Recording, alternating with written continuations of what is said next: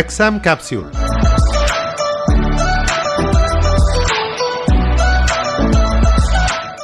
SSC GD constable computer അധിഷ്ഠിത പരീക്ഷയിൽ ചോദ്യങ്ങൾ വരുന്ന മറ്റൊരു വിഭാഗമാണ് ക്വാണ്ടിറ്റേറ്റീവ് ആപ്റ്റിറ്റ്യൂഡ്. ഈ വിഷയത്തിൽ കരിയർ വിദഗ്ധനും സൈലം സെൻട്രൽ ഗവൺമെന്റ് എക്സാംസിന്റെ അക്കാഡമിക് ഹെഡുമായ ശ്രീ വിഷ്ണു കെ സുരേന്ദ്രൻ സംസാരിക്കുന്നു.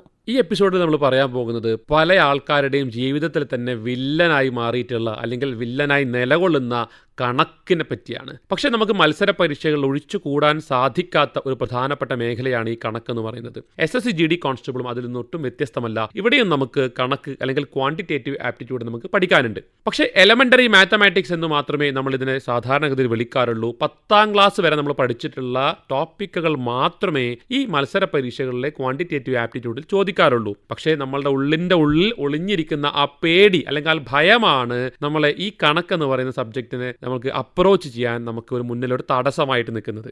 സ്റ്റാഫ് സെലക്ഷൻ കമ്മീഷന്റെ മറ്റു പരീക്ഷകളിൽ നിന്ന് SSC GD കോൺസ്റ്റബിൾ പരീക്ഷയെ വ്യത്യസ്തമാക്കുന്നത് അതിന്റെ കണക്കിന്റെ സിലബസ് കൂടിയാണ്. നമുക്കിവിടെ 10ാം ക്ലാസ് വരെ നമ്മൾ പഠിച്ചിട്ടുള്ള വളരെ ബേസിക് ആയിട്ടുള്ള ബേസിക് എലമെന്ററി മാത്തമാറ്റിക്സ് അല്ലെങ്കിൽ ന്യൂമറീസ് മാത്രമേ നമുക്കിവിടെ വരുന്നുള്ളൂ. ഒന്നും കൂടി നിങ്ങൾക്ക് ഒരു വ്യക്തത വരാനായിട്ട് ഞാൻ പറയാം. നമുക്കിവിടെ ട്രിഗ്നോമെട്രിയോ ജോമെട്രിയോ ആൾജിബ്രയോ മെൻഷുറേഷനോ കോർഡിനേറ്റ് ജോമെട്രിയോ ഇതൊന്നും തന്നെ നമുക്ക് SSC GD കോൺസ്റ്റബിൾ പരീക്ഷയിൽ വരുന്നില്ല. അപ്പോൾ എന്തുകൊണ്ടാണ് ഞാൻ ഇത് എടുത്തു പറഞ്ഞത് എന്ന് ചോദിച്ചു കഴിഞ്ഞാൽ സ്റ്റാഫ് സെലക്ഷൻ കമ്മീഷന്റെ കമ്പൈൻഡ് ഗ്രാജുവേറ്റ് ലെവൽ പരീക്ഷ എടുത്ത് നോക്കിയാലും കമ്പൈൻഡ് ഹയർ സെക്കൻഡറി ലെവൽ പരീക്ഷ എടുത്ത് നോക്കിയാലും 10ാം ക്ലാസ് യോഗ്യത തന്നെ വേണ്ട മറ്റൊരു പരീക്ഷയായിട്ടുള്ള MTS മൾട്ടി ടാസ്കിംഗ് സ്റ്റാഫ് പരീക്ഷ എടുത്ത് നോക്കിയാലും അവിടെയെല്ലാം തന്നെ നമുക്ക് ഈ ട്രിഗണോമെട്രിയും ജോമെട്രിയും ആൾജിബ്രയും കോർഡിനേറ്റ് ജോമെട്രിയും എല്ലാം പഠിക്കേണ്ടതായിട്ടുണ്ട്. അപ്പോൾ GD കോൺസ്റ്റബിൾ ഉദ്യോഗാർത്ഥികൾക്ക് ഒരു സന്തോഷ വാർത്ത, ഇതൊന്നും നിങ്ങൾ പഠിക്കണ്ട. പിന്നെ എന്താണ് നിങ്ങൾക്ക് ഇവിടുത്തെ എലമെന്ററി മാത്തമാറ്റിക്സ് എന്ന് പറയുന്ന ഒരു സെക്ഷന്റെ കീഴിൽ വരുന്നത് നമുക്ക് നോക്കാം. നമ്മൾ പൊതുവേ ഒരു PSC പരീക്ഷ എഴുതുമ്പോഴാണെങ്കിലൊക്കെ നമ്മളിവിടെ കണ്ടു പരിചയപ്പെട്ടിട്ടുള്ള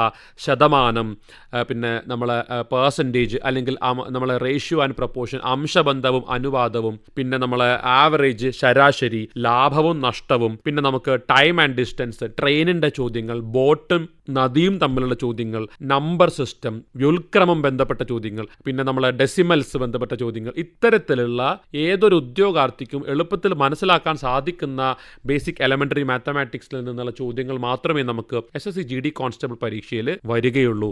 SSC GD കോൺസ്റ്റബിൾ പോലെയുള്ള ഒരു പരീക്ഷയിൽ നിങ്ങൾക്ക് വിജയം കൈവരിക്കണമെങ്കിൽ ഈ കണക്കെല്ലാം തന്നെ നിങ്ങൾ പഠിച്ചേ പറ്റുള്ളൂ. പക്ഷേ അത് എവിടെ നിന്ന് ആരംഭിക്കണം എന്ന് ചോദിച്ചു കഴിഞ്ഞാൽ ബേസിക് ആയിട്ടുള്ള, നിങ്ങൾ എവിടെയാണോ നിങ്ങൾ വീക്കായിട്ട് നിങ്ങളെ തന്നെ കരുതുന്നത് അത് ചിലപ്പോൾ ആ കാൽക്കുലേഷനിലായിരിക്കാം. നിങ്ങൾക്ക് കൂട്ടുന്നതിലും കുറയ്ക്കുന്നതിലും ബുദ്ധിമുട്ടുണ്ടാവാം, ഗുണിക്കുന്നതിലും ഹരിക്കുന്നതിലും ബുദ്ധിമുട്ടുണ്ടാകാം. അപ്പോൾ ഇതൊന്നും നമ്മൾ റെഡിയാക്കാതെ നേരിട്ട് നമ്മൾ ഇന്ന് ശതമാനം പഠിക്കാം അല്ലെങ്കിൽ അംശബന്ധവും അനുപാതവും പഠിക്കാമെന്ന് വിചാരിച്ച് നമ്മൾ ഇരുന്ന് കഴിഞ്ഞാൽ ഈ ഒരു ഘട്ടം എത്തുമ്പോൾ ഏതൊരു കണക്ക് ചോദ്യവും സോൾവ് ചെയ്ത് അവസാനം നമ്മൾ എത്തുക അതിന്റെ കാൽക്കുലേഷൻ പാർട്ടിലാണ്. ആ കാൽക്കുലേഷൻ പാർട്ട് നമ്മൾ വീക്ക് ആണെങ്കിൽ തീർച്ചയായിട്ടും അത് മതി നമുക്ക് ആ ചോദ്യം അതിന്റെ ഉത്തരത്തിലേക്ക് എത്താൻ വൈകിക്കാൻ, അല്ലെങ്കിൽ ആ ഒരു സമയം കൂടുതൽ നമ്മൾ എടുക്കുന്നത് നമ്മളെ പരീക്ഷയിൽ നമുക്ക് ആക്ച്വലി ഒരുപാട് ബുദ്ധിമുട്ടുണ്ടാക്കും. ഇനി ഈ ടോപ്പിക്കുകൾ പഠിക്കേണ്ട ഒരു രീതി ഞാൻ നിങ്ങൾക്ക് പറഞ്ഞു തരാം. നിങ്ങൾ പഠിക്കാൻ ആരംഭിക്കുകയാണെങ്കിൽ ആദ്യം തന്നെ ലാഭവും നഷ്ടവും പഠിക്കാനിരിക്കരുത്. ആദ്യം തന്നെ നിങ്ങൾ ശരാശരി പഠിക്കാനിരിക്കുന്നത്. നിങ്ങൾ ആരംഭിക്കേണ്ടത് ശതമാനം എന്ന് പറയുന്ന ഒരു പാഠത്തിൽ നിന്നായിരിക്കണം. ആ ശതമാനം നിങ്ങൾ വ്യക്തമായി നിങ്ങൾ ആ ചാപ്റ്റർ മനസ്സിലാക്കി അതിലത്തെ ചോദ്യങ്ങളെല്ലാം സോൾവ് ചെയ്ത് നിങ്ങൾ റെഡി ആയിട്ടുണ്ടെങ്കിൽ നിങ്ങൾ അംശബന്ധവും അനുപാതവും പഠിക്കുക.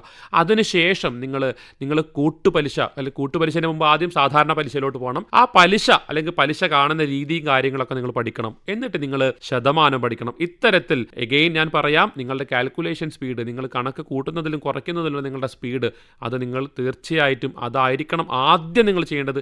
അതിനുശേഷം ചാപ്റ്ററുകൾ പാഠങ്ങൾ ആരംഭിക്കുമ്പോൾ ഞാൻ ഈ പറയുന്ന ഒരു രീതിയിൽ നിങ്ങൾ തുടങ്ങുകയാണെങ്കിൽ നിങ്ങൾക്ക് അങ്ങോട്ട് പോകുമ്പോൾ ലാഭവും നഷ്ടവും എന്ന് പറഞ്ഞ ചാപ്റ്റർ എത്തുമ്പോഴൊക്കെ നിങ്ങൾക്ക് വളരെ എളുപ്പത്തിൽ ടൈം സ്പീഡ് ആൻഡ് ഡിസ്റ്റൻസ് എന്ന് പറഞ്ഞ ടോപ്പിക്ക്, ടൈം ആൻഡ് വർക്ക് എന്ന് പറയുന്ന ചാപ്റ്റർ, ഇതെല്ലാം നിങ്ങൾക്ക് വളരെ എളുപ്പത്തിൽ സോൾവ് ചെയ്യാനായിട്ട് സാധിക്കും.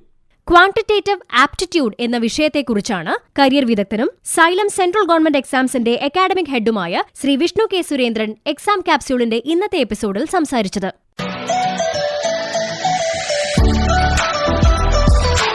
Exam capsule.